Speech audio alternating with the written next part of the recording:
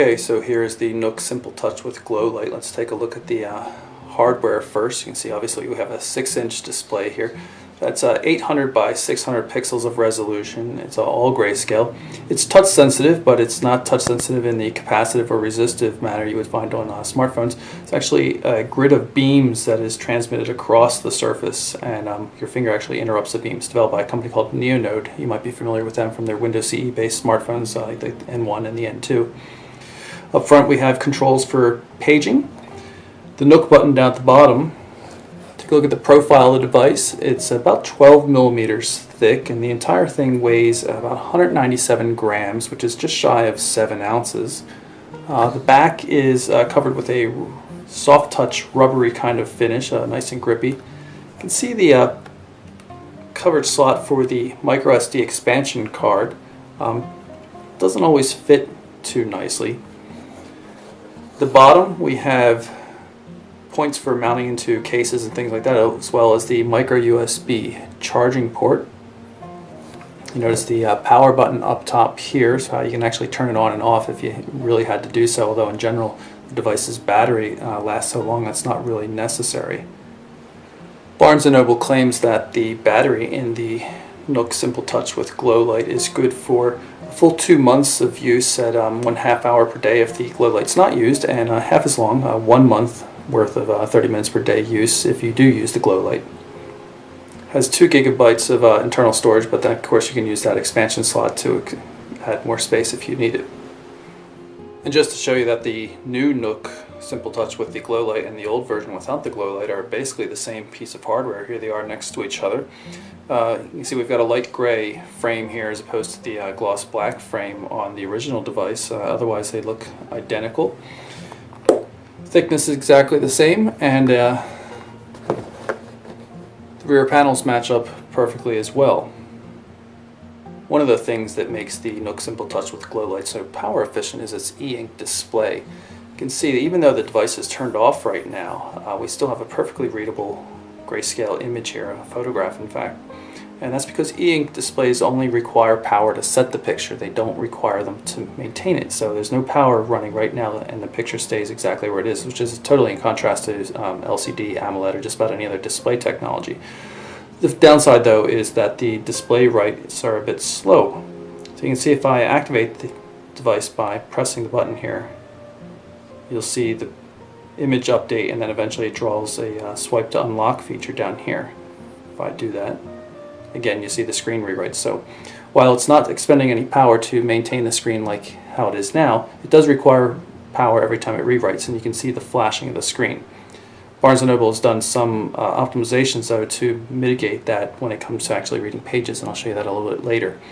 In any event, here is the home screen. It's the current book you're reading. Again, just tap on it at any time and get to it. You can see we can swipe through here to get from page to page. You can also just tap on the right or left edge, and then you have the ability to use the actual hardware controls as well. If you tap on the page, you get some additional controls. So I say I could go to a specific page somewhere in the middle, or I can type out the particular page I want to go to. You also have the ability to change fonts, not just size, but also the type of font being used.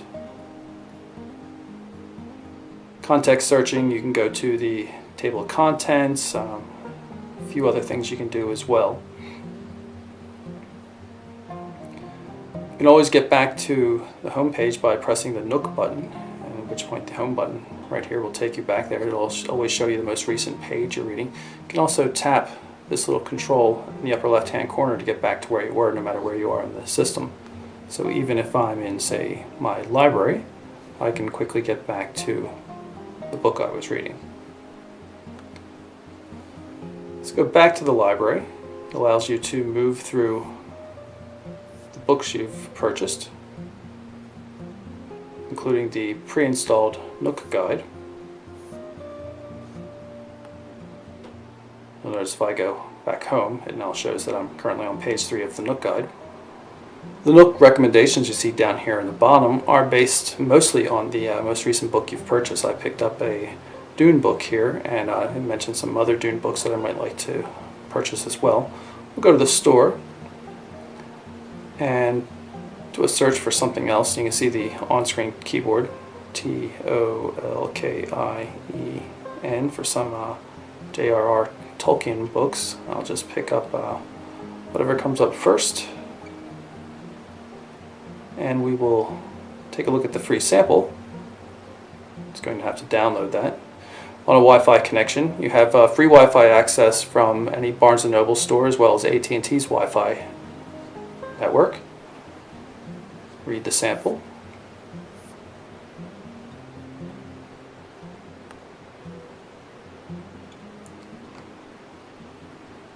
And if we like it, we can go ahead and buy it, confirm it, and then you see it's going to download the complete title. At which point I could read it and notice that some books, including this one, have the ability to be lended out to other Nook users. So if you have a friend, you can lend it out to them so that they can read it over the course of a week or two, I believe. So here we are in that short story we just purchased. I'm going to jump ahead a few pages here. Go forward with the down buttons. You can use either hand to go forward, and the top ones go backwards. Let's change the font size just so you can see what I'm doing a little more easily. And I'm going to show you how you can look up information on words. So I just highlighted sacrilegious by long pressing on it, and you can see what the definition is right here. Let's choose another word, and I could add a note here and say, this is very interesting, and refer to that note at a future time. The key feature of this new version of the Nook Simple Touch, though, of course, is the GlowLight. You can activate that by long pressing on the Nook button.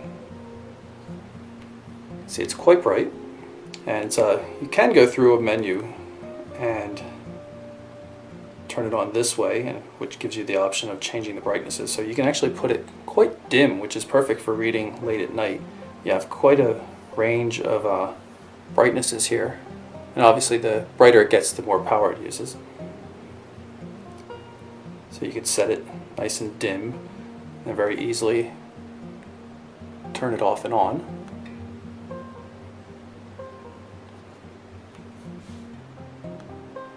Going to turn it up brighter though,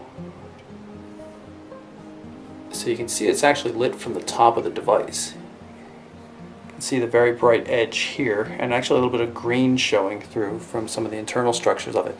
All the light comes from the top edge, but it's quite evenly distributed. Actually, it's pretty easy for reading. Let's go into one of the books here and flip through.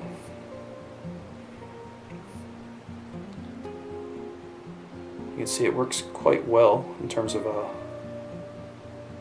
lighting the page appropriately. I'm going to jump into settings here just so you can see some of the other things that are available. Here's the controls for the GlowLight. You can see that it's accessible from the settings menu as well. So information on the device itself, battery percentage, and how much storage is available. Wireless networks.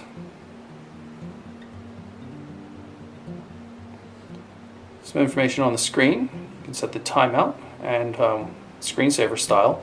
The original Nook Simple Touch used the author's picture, but the GlowLight version defaults to nature. And while you see the screen flashing, it's relatively responsive. Get down to some of the customizations you can do for the reader itself. By default, as I mentioned, the bottom two buttons down here go forward. I tend to prefer that the top do instead, so I switch that when I'm using a Nook. Some controls for the shop, so you can require a password so your children can't go off buying $4,000 worth of books when you're not looking. And of course, the Nook has some social networking integration. You can link to Facebook, Twitter, and Google and stuff, and you can publish, what you're reading or notes, or highlight passages and things like that.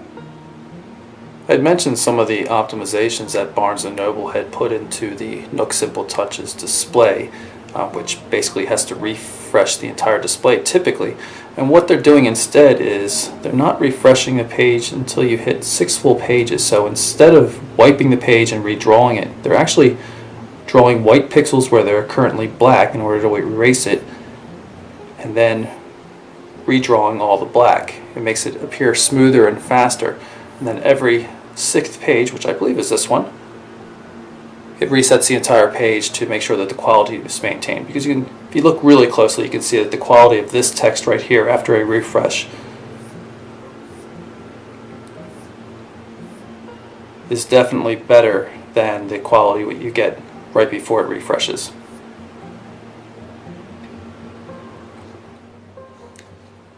So that's my quick look at the Barnes & Noble Nook Simple Touch with GlowLight. It's a capable e-reader device with that built-in light for nighttime reading. Great if you like to read books in bed without waking up everybody else in the room.